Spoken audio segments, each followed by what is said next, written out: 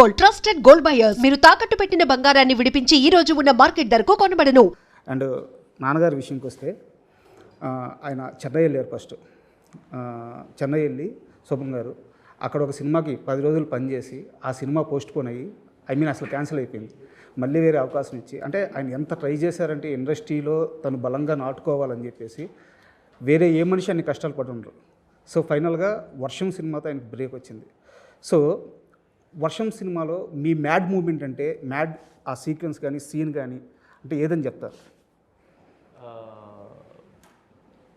ప్రభాస్ అన్న పరిగెత్తు చేసింగ్ సీన్లో ఒక ఆటోకి తాకి ప్రభాస్ అన్న పడిపోతాడు, ఆటో పడిపోతుంది. అది నేను ఇప్పటికీ అసలు నేను నమ్ముతాను. అది ఆయన లాంటి కట్అవుట్ ఒక ఆటోని గుర్తితే ఆటో పడిపోద్దని నేను నమ్ముతాను ఇప్పటికీ. అది నేను ఇప్పుడు మొన్న రిలీజ్ అప్పుడు థియేటర్లో చూసిన సరే ఎలారా ఎవర్రా ఆలోచించింది అసలు ఇలా అనిపించింది. అది ట్రూ. ఎందుకంటే ఆ సీక్వెన్స్ అంతా బాబుని ఎత్తుకెళ్ళి ఆ ఫైట్ ఆ బోరింగ్ లాగడం కానీ ఆటోను కుదరడం కానీ తర్వాత గోపిచంద్ గారు వచ్చినప్పుడు యాక్చువల్గా మంచి ఇంటర్వల్ బ్లాక్ అది పెద్ద ఫైట్ ఎక్స్పెక్ట్ చేస్తాం. ఇద్దరు సరైన పర్సన్స్ అనమాట.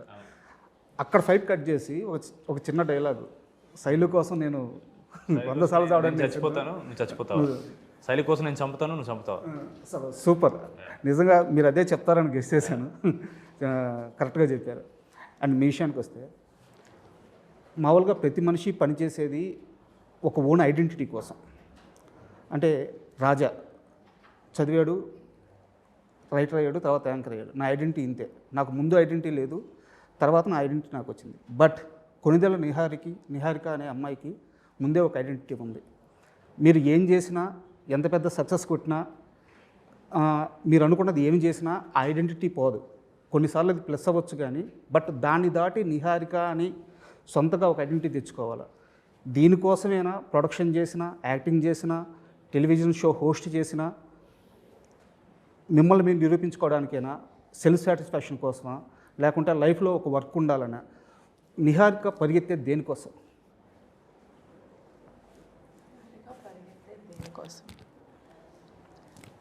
ఫస్ట్ అందులో ఒకటి నెగెట్ చేయడానికి ఇట్స్ నాట్ బికాజ్ నాకంటూ ఒక ఐడెంటిటీ ఉండాలి. I'm very happy and very proud of the Konidela identity. అది కాకుండా నేను ఇంకేంటో ప్రూవ్ చేసుకోవాలి అంటే నాకు అది ఎప్పుడూ ఒక డ్రాబ్యాక్ లాగా అనిపించలేదు. అది కాకుండా నేను ఏంటో చెప్పడానికి. బట్ యాజ్ అ పర్సన్ నేను చిన్నప్పటి నుంచి నా స్కూలింగ్ దగ్గర నుంచి నాకు కొత్త విషయాలు నేర్చుకోవడం అంటే చాలా ఇష్టం.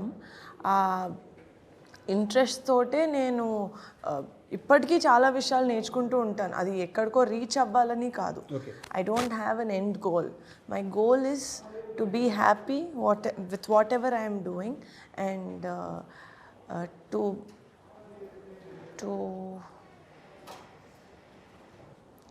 Change something. ఏదో ఒక మార్పు తీసుకురావాలి అని. అది ఎందులో అయినా చిన్నది పెద్దది అని కాదు, ఎందులోకైనా ఒక దాంట్లో మార్పు తీసుకురావాలి అంతే. I'm chasing change for the better. Super.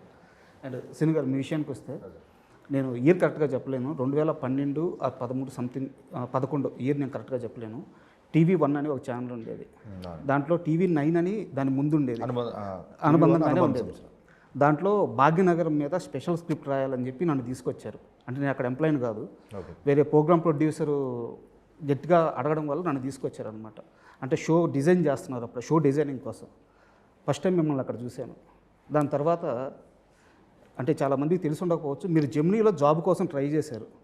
జెమినీలో యాంకర్గా చేశారా? జెమినీలో యాంకర్గా చేశారు. అంటే మీరు వచ్చిన ఆ చిన్న చిన్న మెట్లన్నీ దగ్గర నుంచి చూసిన మనిషిని నేను. సో ఈరోజు మీరు ఎదిగిన తీరు, మీరు ఇప్పుడు ఈరోజు మీరున్న స్థానం ఇవన్నీ చూసుకుంటే లైఫ్లో ఒకసారి ఏమనిపిస్తుంది? అదేనండి, అంటే ఎక్కే మెట్లు సరైన మెట్లు ఎక్కాలి. ఏ మెట్లు ఎక్కుతున్నావు కంపల్సరీ చూస్ చేసుకోవాలి. ఆ మెట్ల కోసం కష్టపడాలి. ఏ మెట్టు వరకు ఎక్కాలో అది కూడా తెలుసుకోవాలి. ఎక్కేటప్పుడు అందరితో బాగుండాలి, అది తెలుసుకున్నానండి. సూపర్. అండ్ మనం రాకాస విషయానికి వద్దాము. యాక్చువల్గా మీరు ఇందాక డ్రెస్ చేంజ్ చేసుకుంటుంటే నేను వద్దు అని అడగదాం అనుకున్నాను, బట్ మీ కంఫర్ట్ అని చెప్పి ఆపేసాను. ఎందుకంటే ఈ రాకాస మొత్తం థీమ్లో ఈ బ్లాక్ గోల్డ్ అనేది ఇది కాన్సెప్ట్ ఓరియంటెడ్గా కథలోనే భాగమై ఉంది.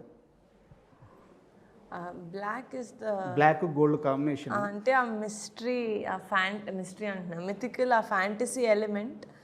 అండ్ బ్లాక్ అంటే మా డిఐ టోన్. కథతో ఏమైనా సంబంధం ఉందా అది? ఏం లేదండి, ఏం జస్ట్ లేదు. ఊరికే. అండ్ మన కథలో ఈ రాకాస కథలో ఈ ఫుడ్కు సంబంధించిన ఎలిమెంట్ ఏమన్నా ఉందా? అంటే పునుగులు తిన్నాను. కాదు పునుగు, ఐ మీన్ సారీ, నేను ప్రమోషన్ కంటెంట్ గురించి మాట్లాడాను. ఓకే.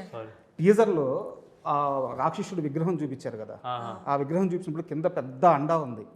అండ్ మీరు పెద్ద మన మాస్టర్ షాట్ పెట్టినప్పుడు అక్కడంతా లెఫ్ట్ సైడ్ రైట్ సైడ్ అండాస్ ఉన్నాయి అన్నమాట. మేబీ నేను కరెక్టేనా? కరెక్ట్ అండి. బాగా నోటీస్ చేశారండి, మేమే నోటీస్ చేయలేదు అంతా. కరెక్ట్. రివ్యూస్ కూడా రాస్తారండి మీరు? నేను రైటర్ని ఫస్ట్, తర్వాతే యాంకర్. ఓకే, అంటే ఎలాంటి మూవీ చూపించబోతున్నారు మాకు రాకాస?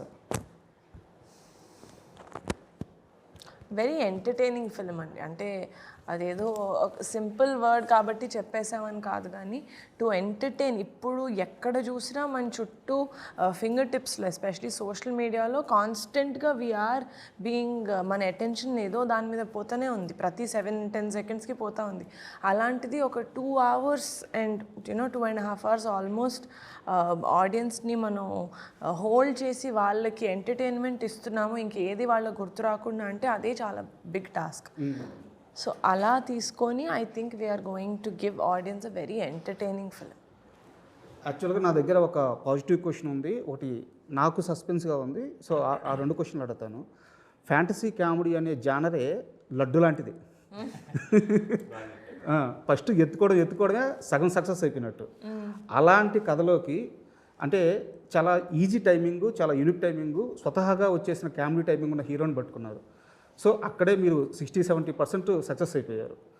సో ఇది నాకు పాజిటివ్ క్వశ్చన్. బట్ ఇక్కడ చిన్న కత్తి మీద సాము లాంటిది ఏంటిదంటే, ఇలాంటి ఫ్యాంటసీ కామెడీ దాంట్లో కాన్ఫ్లిక్ట్ పాయింట్ ఒకటి ఉంటుంది. మనం త్రూఅవుట్ సినిమా అంతా వెళ్తాము, ఒక దగ్గర కాన్ఫ్లిక్ట్ రివీల్ అవ్వాల్సిన పరిస్థితి వస్తుంది.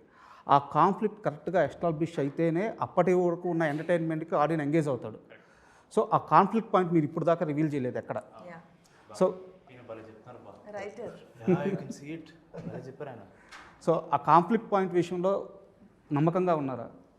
యా, వెరీ చాలా. ఆవిడకి మీరు అన్నట్టు ఆ కాన్ఫ్లిక్ట్ పాయింట్ నచ్చే నేను ఎగ్జాక్ట్లీ. ఆ నమ్మకం లేకపోతే అసలు ఇంత పెద్ద సినిమా ఆ నచ్చని పాయింట్ మీద అసలు మౌంట్ చేయలేరండి.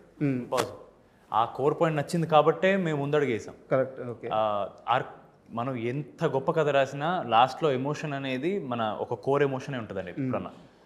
అది నమ్మితేనే మనం ముందుకెళ్తాం ఎప్పుడన్నా. అది నమ్మాం కాబట్టి ఈవిడ she has put such a big film.